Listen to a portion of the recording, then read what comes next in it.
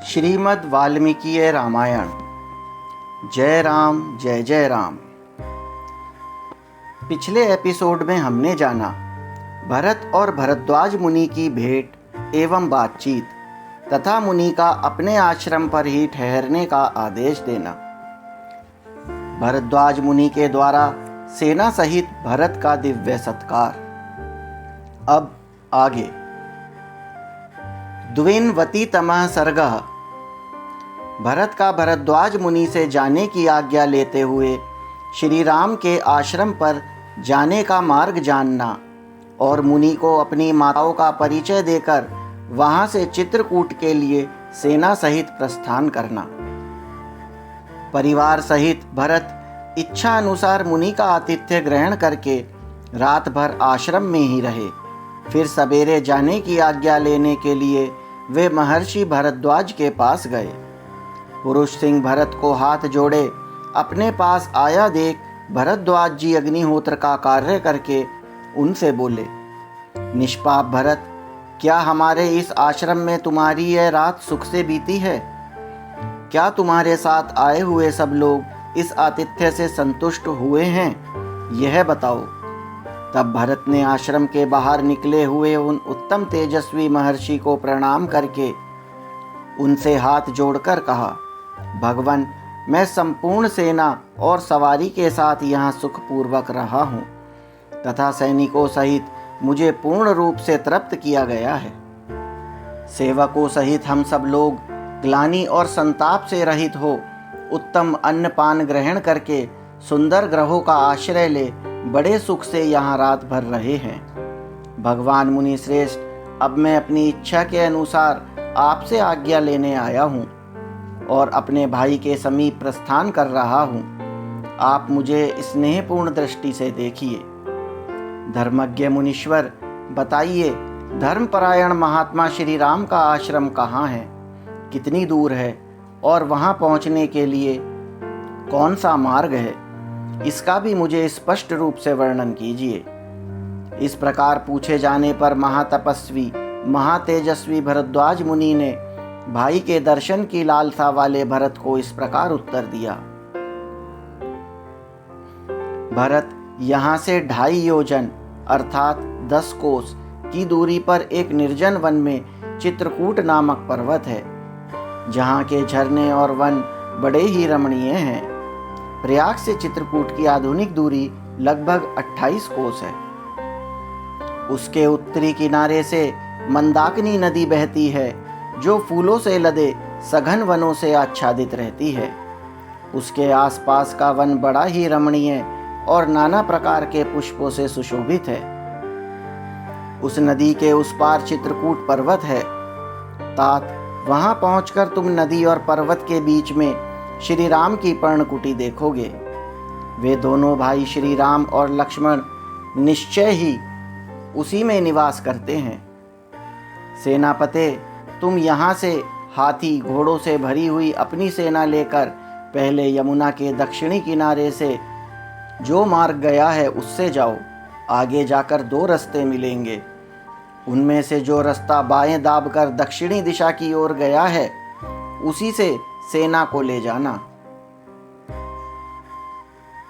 महाभाग, उस मार्ग से चलकर तुम शीघ्र ही श्री रामचंद्र जी का दर्शन पा जाओगे। अब यहाँ से प्रस्थान करना है। यह सुनकर महाराज दशरथ की स्त्रियां, जो सवारी पर ही रहने योग्य थी, सवारियों को छोड़कर ब्रह्म ऋषि भरद्वाज को प्रणाम करने के लिए उन्हें चारों ओर से घेर कर खड़ी हो गईं। उपवास के कारण अत्यंत दुर्बल एवं दीन हुई देवी कौसल्या ने, जो कांप रही थी, सुमित्रा देवी के साथ अपने दोनों हाथों से भरद्वाज मुनि के पैर पकड़ लिए। तत्पश्चात जो अपनी असफल मनोकामना के कारण सब लोगों के लिए निंदित हो गई थी, उसके कई ने लज्जित होकर वहां मुनि के चरणों का स्पर्श किया और उन महामुनि भगवान भारद्वाज की परिक्रमा करके वह दीन चित्त हो उस समय भरत के ही पास आकर खड़ी हो गई।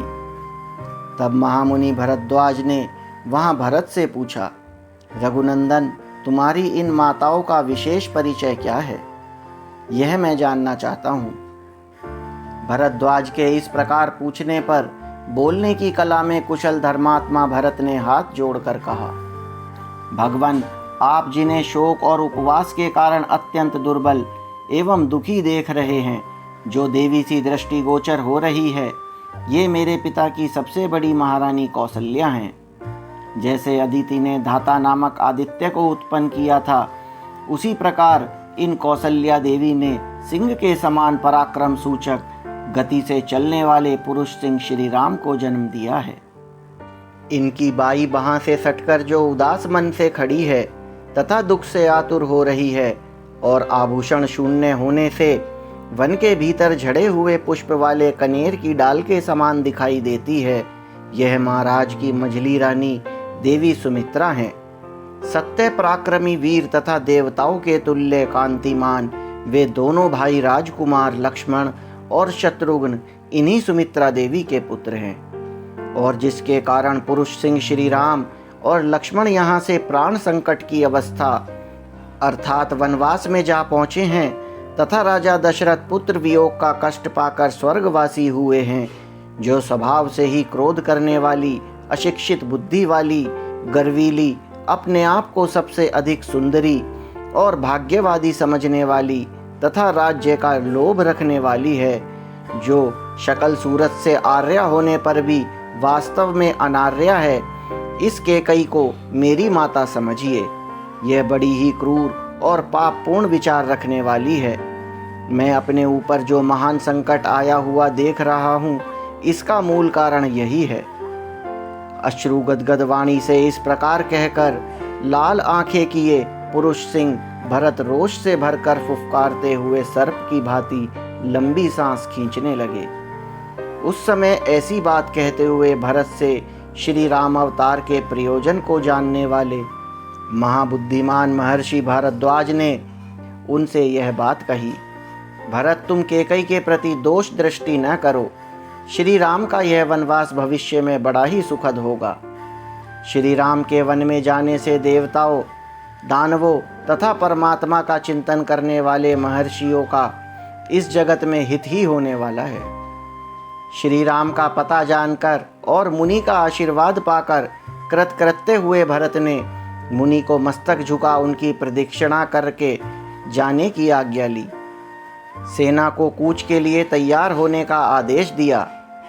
तदनंतर अनेक प्रकार की वेशभूषा वाले लोग बहुत से दिव्य घोड़े और दिव्य रथों को जो स्वर्ण से विभूषित थे जोतकर यात्रा के लिए उन पर सवार हुए। बहुत सी हथनियाँ और हाथी जो सुनहरे रस्सों से कसे गए थे और जिनके ऊपर पताकाएं फहरा रही थी, वर्षा काल के गरजते हुए मेघों के समान घंटा नाद करते हुए वहां से प्रस्थित हुए। नाना प्रकार के छोटे बड़े बहुमूल्य वाहनों पर सवार हो उनके अधिकारी चले और पैदल सैनिक अपने पैरों से ही यात्रा करने लगे। तत्पश्चात कौसल्या आदि रानियां उत्तम सवारियों पर बैठकर श्री रामचंद्र जी के दर्शन की अभिलाषा से प्रसन्नता पूर्वक चली। इस प्रकार श्रीमान भरत नवोचित चंद्रमा और सूर्य के समान कांतिमती शिविका में बैठकर आवश्यक सामग्रियों के साथ प्रस्थित हुए। उस शिविका को कहारों ने अपने कंधों पर उठा रखा था। हाथी घोड़ों से भरी हुई वह विशाल वाहिनी दक्षिण दिशा को घेर कर उमड़ी हुई महामेघों की घटा के समान चल पड़ी। गंगा के उस पार पर्वतों तथा नदियों के निकटवर्ती वनों को जो मृगों और पक्षियों से सेवित थे लांघ कर वह आगे बढ़ गई। उस सेना के हाथी और घोड़ों के समुदाय बड़े प्रसन्न थे। जंगल के मृगों और पक्षी समूहों को भयभीत करती हुई भरत की वह सेना उस विशाल वन में प्रवेश करके वहां बड़ी शोभा पा रही थी। त्रिनवति तमः सर्गः, सेना सहित भरत की चित्रकूट यात्रा का वर्णन। यात्रा करने वाली उस विशाल वाहिनी से पीड़ित हो वनवासी यूथपति मत वाले हाथी आदि अपने यूथों के साथ भाग चले। रीछ, चितकबरे मृग तथा रुरु नामक मृग वन प्रदेशों में, पर्वतों में और नदियों के तटों पर चारों ओर उस सेना से पीड़ित दिखाई देते थे। महान कोलाहल करने वाली उस विशाल चतुरंगनी सेना से घिरे हुए धर्मात्मा दशरथ नंदन भरत बड़ी प्रसन्नता के साथ यात्रा कर रहे थे।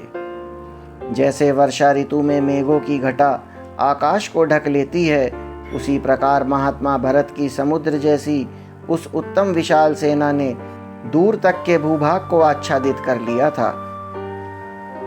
घोड़ों के समूहों तथा महाबली हाथियों से भरी और दूर तक फैली हुई वह सेना उस समय बहुत देर तक दृष्टि में ही नहीं आती थी। दूर तक का रास्ता तय कर लेने पर जब भरत की सवारियां बहुत थक गई, तब श्रीमान भरत ने मंत्रियों में श्रेष्ठ वशिष्ठ जी से कहा, ब्राह्मण, मैंने जैसा सुन रखा था और जैसा इस देश का स्वरूप दिखाई देता है, इससे स्पष्ट जान पड़ता है कि भरद्वाज मुनि ने जहाँ पहुँचने का आदेश दिया था, उस देश में हम लोग आ पहुँचे हैं। जान पड़ता है यही चित्रकूट पर्वत है तथा वह मंदाकिनी नदी बह रही है। यह पर्वत के आसपास का वन दूर से नील मेघ के समान प्रकाशित हो रहा है। इस समय मेरे पर्वताकार हाथी चित्रकूट के रमणीय शिखरों का अवमर्दन कर रहे हैं। ये वृक्ष पर्वत शिखरों पर उसी प्रकार फूलों की वर्षा कर रहे हैं जैसे वर्षा काल में नील जलधर मेघ उन पर जल की वृष्टि करते हैं। इसके बाद भरत शत्रुघ्न से कहने लगे, शत्रुघ्न, देखो, इस पर्वत की उपत्यका में जो देश है जहाँ पर किन्नर विचरा करते हैं, वही प्रदेश हमारी सेना के घोड़ों से व्याप्त हो मगरों से भरे हुए समुद्र के समान प्रतीत होता है। सैनिकों के खदेड़े हुए ये मृगों के झुंड तीव्र वेग से भागते हुए वैसी ही शोभा पा रहे हैं जैसे शरत काल के आकाश में हवा से उड़ाए गए बादलों के समूह सुशोभित होते हैं। ये सैनिक अथवा वृक्ष मेघ के समान कांति वाली ढालों से उपलक्षित होने वाले दक्षिण भारतीय मनुष्यों के समान अपने मस्तकों एवं शाखाओं पर सुगंधित पुष्पगुच्छ में आभूषणों को धारण करते हैं। यह वन जो पहले जनरव शून्य होने के कारण अत्यंत भयंकर दिखाई देता था, वही इस समय हमारे साथ आए हुए लोगों के व्याप्त होने के कारण मुझे अयोध्यापुरी के समान प्रतीत होता है। घोड़ों की टापों से उड़ी हुई धूल आकाश को आच्छादित करके स्थित होती है, परंतु उसे हवा मेरा प्रिय करती हुई सी शीघ्र ही अन्यत्र उड़ा ले जाती है। शत्रुघ्न, देखो, इस वन में घोड़ों से जुते हुए और श्रेष्ठ सारथियों द्वारा संचालित हुए ये रथ कितनी शीघ्रता से आगे बढ़ रहे हैं, जो देखने में बड़े प्यारे लगते हैं। उन मोरों को तो देखो, ये हमारे सैनिकों के भय से कितने डरे हुए हैं। इसी प्रकार अपने आवास स्थान पर्वत की ओर उड़ते हुए अन्य पक्षियों पर भी दृष्टिपात करो। निष्पाप शत्रुघ्न, यह देश मुझे बड़ा ही मनोहर प्रतीत होता है। तपस्वी जनों का यह निवास स्थान वास्तव में स्वर्गीय पथ है। इस वन में मृगियों के साथ विचरने वाले बहुत से चितकबरे मृग ऐसे मनोहर दिखाई देते हैं मानो इन्हें फूलों से चित्रित सुसज्जित किया गया हो। मेरे सैनिक यथोचित रूप से आगे बढ़ें और वन में सब ओर खोजें, जिससे उन दोनों पुरुष सिंह श्री राम और लक्ष्मण का पता लग जाए। भरत का यह वचन सुनकर बहुत से शूरवीर पुरुषों ने हाथों में हथियार लेकर उस वन में प्रवेश किया। तदनंतर आगे जाने पर उन्हें कुछ दूर पर ऊपर को धुआं उठता दिखाई दिया। उस धूम शिखा को देखकर वे लौट आए और भरत से बोले, प्रभु, जहाँ कोई मनुष्य नहीं होता वहाँ आग नहीं होती, अतः श्री राम और लक्ष्मण अवश्य यहीं होंगे। यदि शत्रुओं को संताप देने वाले पुरुष सिंह राजकुमार श्री राम और लक्ष्मण यहाँ न हो, तो भी श्री राम जैसे तेजस्वी दूसरे कोई तपस्वी तो अवश्य ही होंगे। उनकी बातें श्रेष्ठ पुरुषों द्वारा मानने योग्य थी। उन्हें सुनकर शत्रु सेना का मर्दन करने वाले भरत ने उन समस्त सैनिकों से कहा, तुम सब लोग सावधान होकर यहीं ठहरो, यहाँ से आगे न जाना। अब मैं ही वहाँ जाऊँगा। मेरे साथ सुमंत्र और धृति भी रहेंगे। उनकी ऐसी आज्ञा पाकर समस्त सैनिक वहीं सब ओर फैल कर खड़े हो गए और भरत ने जहाँ धुआं उठ रहा था उस ओर अपनी दृष्टि स्थिर की। भरत के द्वारा वहाँ ठहराई गई वह सेना आगे की भूमि का निरीक्षण करती हुई भी वहाँ हर्षपूर्वक खड़ी रही, क्योंकि उस समय उसे मालूम हो गया था कि अब शीघ्र ही श्री रामचंद्र जी से मिलने का अवसर आने वाला है। चतुर्नवतितमः सर्गः श्री राम का सीता को चित्रकूट की शोभा दिखाना। गिरिवर चित्रकूट श्री राम को बहुत ही प्रिय लगता था। वे उस पर्वत पर बहुत दिनों से रह रहे थे। एक दिन अमरतुल्य तेजस्वी दशरथ नंदन श्री राम विदेह राजकुमारी सीता का प्रिय करने की इच्छा से तथा अपने मन को भी बहलाने के लिए अपनी भार्या को विचित्र चित्रकूट की शोभा का दर्शन कराने लगे, मानो देवराज इंद्र अपनी पत्नी शची को पर्वतीय सुषमा का दर्शन करा रहे हों। वे बोले, भद्रे, यद्यपि मैं राज्य से भ्रष्ट हो गया हूँ तथा मुझे अपने हितैषी सुहृदयों से विलग होकर रहना पड़ता है, तथापि जब मैं इस रमणीय पर्वत की ओर देखता हूँ तब मेरा सारा दुख दूर हो जाता है। राज्य का ना मिलना और सुहृदयों का विछोह होना भी मेरे मन को व्यथित नहीं कर पाता है। कल्याणी, इस पर्वत पर दृष्टिपात तो करो। नाना प्रकार के असंख्य पक्षी यहाँ कलरव कर रहे हैं।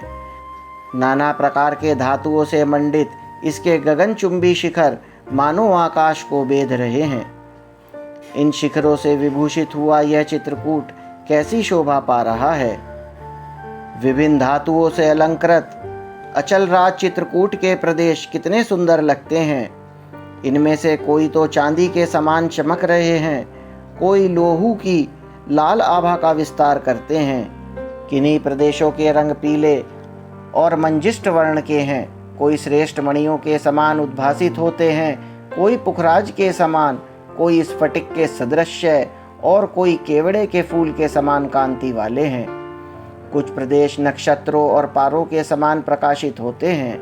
यह पर्वत बहुसंख्यक पक्षियों से व्याप्त है तथा नाना प्रकार के मृगों, बड़े बड़े व्याघ्रों, चीतों और रीछों से भरा हुआ है।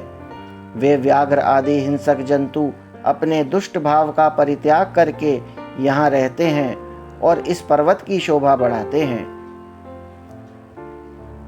आम, जामुन, असन, लोध, प्रियाल, कटहल, धव, अंकोल, भव्य, तिनिश, बेल, तिंदुक, बांस, काश्मरी अर्थात मधुपर्णिका, अरिष्ट अर्थात नीम, वरण, महुआ, तिलक, बेर, आंवला, कदम्ब, वैत, धनवन अर्थात इंद्रजौ, बीजक अर्थात अनार, आया आदि घनी छाया वाले वृक्षों से जो फूलों और फलों से लदे होने के कारण मनोरम प्रतीत होते थे, व्याप्त हुआ यह पर्वत अनुपम शोभा का पोषण एवं विस्तार कर रहा है। इन रमणीय शैल शिखरों पर उन प्रदेशों को देखो जो प्रेम मिलन की भावना का उद्दीपन करके आंतरिक हर्ष को बढ़ाने वाले हैं। वहाँ मनस्वी किन्नर दो दो एक साथ होकर टहल रहे हैं। इन किन्नरों के खंग पेड़ों की डालियों में लटक रहे हैं।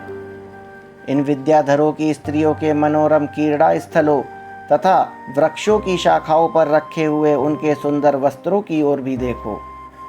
इसके ऊपर कहीं ऊंचे से झरने गिर रहे हैं, कहीं जमीन के भीतर से सोते निकल रहे हैं और कहीं कहीं छोटे छोटे स्रोत प्रवाहित हो रहे हैं। इन सब के द्वारा यह पर्वत मद की धारा बहाने वाले हाथी के समान शोभा पाता है। गुफाओं से निकली हुई वायु नाना प्रकार के पुष्पों की प्रचुर गंध लेकर नासिकाओं को तृप्त करती हुई किस पुरुष के पास आकर उसका हर्ष नहीं बढ़ा रही है। सती साध्वी सीते, यदि तुम्हारे और लक्ष्मण के साथ मैं यहाँ अनेक वर्षों तक रहूं तो भी नगर त्याग का शोक मुझे कदापि पीड़ित नहीं करेगा। भामिनी, बहुतेरे फूलों और फलों से युक्त नाना प्रकार के पक्षियों से सेवित इस विचित्र शिखा वाले रमणीय पर्वत पर मेरा मन बहुत लगता है। प्रिय, इस वनवास से मुझे दो फल प्राप्त हुए हैं, दो लाभ हुए हैं। एक तो धर्मानुसार पिता की आज्ञा का पालन रूप ऋण चुक गया और दूसरा भाई भरत का प्रिय हुआ। विदेह कुमारी, क्या चित्रकूट पर्वत पर मेरे साथ मन, वाणी और शरीर को प्रिय लगने वाले भांति भांति के पदार्थों को देखकर तुम्हें आनंद प्राप्त होता है।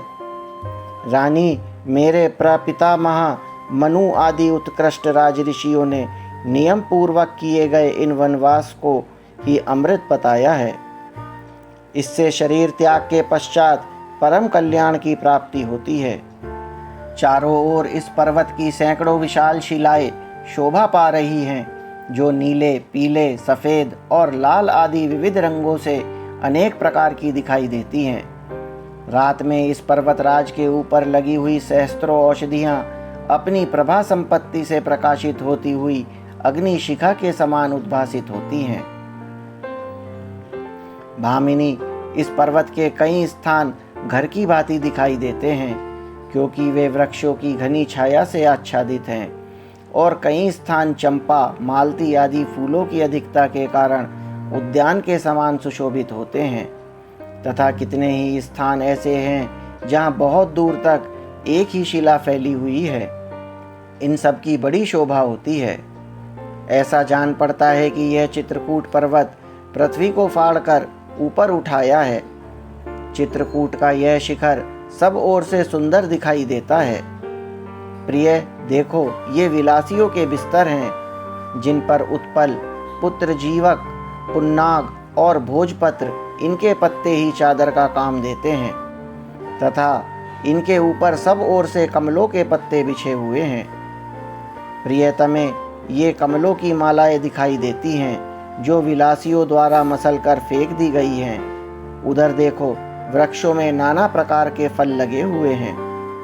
बहुत से फल मूल और जल से संपन्न यह चित्रकूट पर्वत कुबेर नगरी, वसवो कसारा अर्थात अलका, इंद्रपुरी नलिनी अर्थात अमरावती अथवा नलिनी नाम से प्रसिद्ध कुबेर की सौंधिक कमल से युक्त पुष्करिणी तथा उत्तर कुरु को भी अपनी शोभा से तिरस्कृत कर रहा है। प्राणवल्लभे सीते, अपने उत्तम नियमों का पालन करते हुए सन्मार्ग पर स्थित रहकर यदि तुम्हारे और लक्ष्मण के साथ यह 14 वर्षों का समय में से आनंद व्यतीत कर लूँगा, तो मुझे वह सुख प्राप्त होगा जो कुल धर्म को बढ़ाने वाला है। कथा अगले अंक में जारी रहेगी।